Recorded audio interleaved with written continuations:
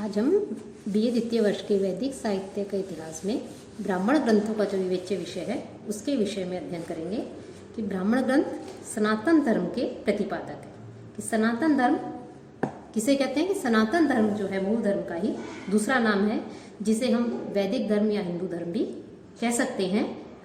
ब्राह्मण ग्रंथ जो है इसके विषय में हम पिछले व्याख्यानों में काफ़ी कुछ अध्ययन कर चुके हैं कि और जो ब्राह्मण ग्रंथ है उनका विवेच्य विषय क्या है, किसके विषय में उनका किन किन विषयों के विषय में इसमें विवेचन किया गया है।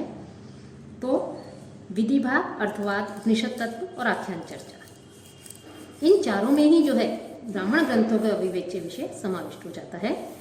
कि विधि भाग कि यज्ञ को जो संपादित करने की विधियों का वर्णन विधि भाग कहलाता है। कर्मकांड की आवश्यकता और उपयोगिता उसका सुंदर विवेचन विधि भाग में किया गया है। यज्ञो वै श्रेष्ठतमम कर्म, अतः यज्ञ करना हमारा महानतम कर्म है और इस नारे का उद्घोषी विधि भाग का प्राण है। इसमें वेद मंत्रों का विश्लेषण करना, व्याख्या करना और शब्दों की व्युत्पत्ति करना भी विधि भाग का ही मूल विषय है। अर्थवाद अर्थात करणीय कार्यों की प्रशंसा करना और त्याज्य कार्यों की निंदा करना अर्थवाद कहलाता है। विहित कार्य प्ररोचना, निषिद्ध कार्य निवर्तना अर्थवाद। ब्राह्मण ग्रंथों के अर्थवाद जो भाग है उस भाग में यज्ञों के संपादन की अत्यधिक प्रशंसा की गई है कि एक ब्राह्मण के लिए अध्ययन, अध्यापन, यजन, याजन, दान, प्रतिदाता, दान देना लेना जैसे कार्य करणीय बताए गए हैं। क्षत्रिय के लिए समाज सुरक्षा और राष्ट्र की रक्षा करना कार्य बताया है। जो वैश्य वर्ण है उसके लिए कृषि, दुग्ध व्यवसाय, व्यापार जैसे कार्य करणीय हैं और एक शूद्र व्यक्ति के लिए अन्य वर्णों की सेवा करना ही करणीय बताया है। इसी प्रकार से इसमें जो आश्रम व्यवस्था है, वर्ण व्यवस्था के साथ साथ आश्रम व्यवस्था के द्वारा भी जो कार्यों की प्रशंसा की गई है और करणीय कार्यों की प्रशंसा की गई है, वहीं दूसरी ओर जो त्याज्य कार्य हैं, जिन कार्यों का हमें त्याग करना चाहिए, उनकी निंदा भी इसमें अर्थवाद जो भाग है ब्राह्मण ग्रंथों का उसमें की गई है। अब उपनिषद तत्व कि उपनिषद भाग में कि उपनिषद किसे कहते हैं? कि ब्रह्म विद्या का नाम उपनिषद है।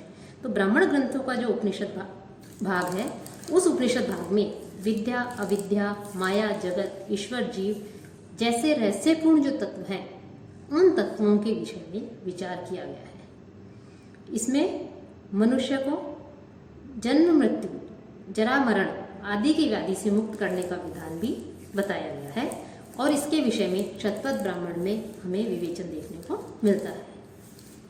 साथ ही साथ ब्राह्मण ग्रंथों में का जो आख्यान जो है उन आख्यानों का भी हमें दर्शन होता है कि इसमें राजा पुरुरवा उर्वशी के प्रति अटूट अनुराग से युक्त आख्यान अत्यधिक दर्शनीय है। माता कद्रू और गरुड़ वंश की आदि माता सुवर्ण या वनिता के बीच राजसत्ता को लेकर जो संघर्ष हुआ था, हमें उसका संकेत भी मिलता है। साथ ही साथ राम तथा अश्विनी कुमारों की कथाएं भी इन ग्रंथों में मिलती हैं। राजवंशों की कथाओं के अतिरिक्त अनेक जो ऋषि हुए हैं उन ऋषि वंशों की कथाएं भी ब्राह्मण ग्रंथों में मिलती हैं।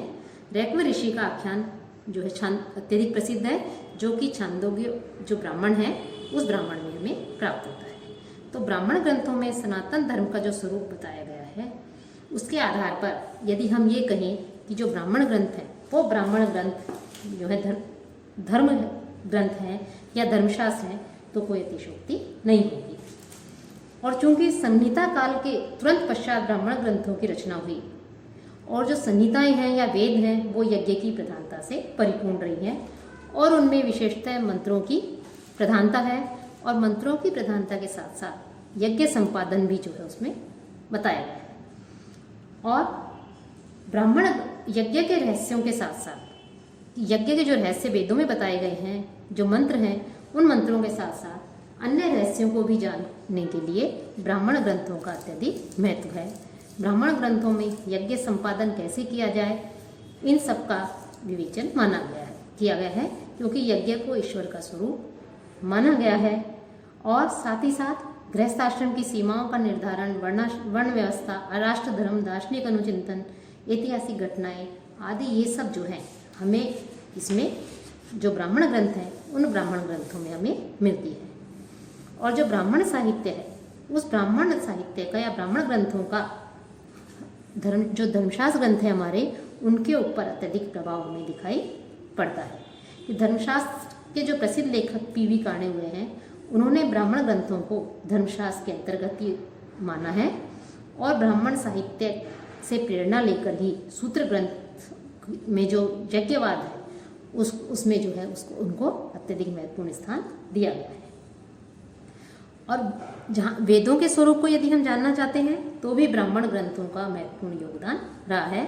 कि वेदों में तो ईश्वर को ही चतुर्वर्ण रूप कह दिया है, लेकिन जो ब्राह्मण ग्रंथ हैं, ब्राह्मण ग्रंथों ने वेदों में जहाँ कहा गया है कि ईश्वर को चातुर्वर्ण में जो है, चारों जो वर्ण है वो मेरे द्वारा ही रचे गए हैं, चारों वर्ण मुझ में ही हैं। इस रहस्य को स्पष्ट करने के लिए ब्राह्मण ग्रंथों में ने तो यह कह दिया कि ये समाज ही चार वर्णों का वाला है और ईश्वर को समाज के रूप में देखकर ही जो है हमें देख सकते हैं कि जो ब्राह्मण ग्रंथ है उसमें दार्शनिक पहलू का रूप नहीं दे करके बल्कि समाज शास्त्रीय रूप भी उसको प्रदान कर दिया गया है और वेद जो तत्व है उसको अत्यधिक सरल रूप में जो है स्पष्ट किया गया है। ब्राह्मण साहित्य में जहाँ तक भाषा का प्रश्न है, सरल भाषा और स्पष्ट शैली का प्रयोग किया गया है।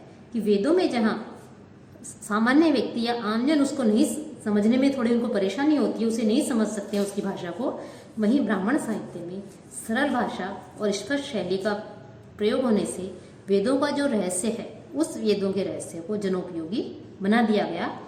इसलिए यदि ब्राह्मण ग्रंथों को जनग्रंथ कहा जाए तो इसमें भी कोई अत्युक्ति नहीं होगी और ब्राह्मण ग्रंथों को वैज्ञानिक ब्राह्मण जो है वो धर्म का आधार कहा जाए या वैदिक धर्म कहा जाए या धर्मशास्त्र कहा जाए तो इसमें भी जो है किसी प्रकार की कोई अत्युक्ति नहीं होगी। तो इस प्रकार से ब्राह्मण ग्रंथों का, ब्राह्मण साहित्य का जो है अत्यधिक हमें महत्व देखने को मिलता है और इसमें अनेक प्रकार की ऐतिहासिक, भौगोलिक, सामाजिक सब जितने भी विषय हैं उन विषयों का जो है हमें समावेश दिखाई देता है।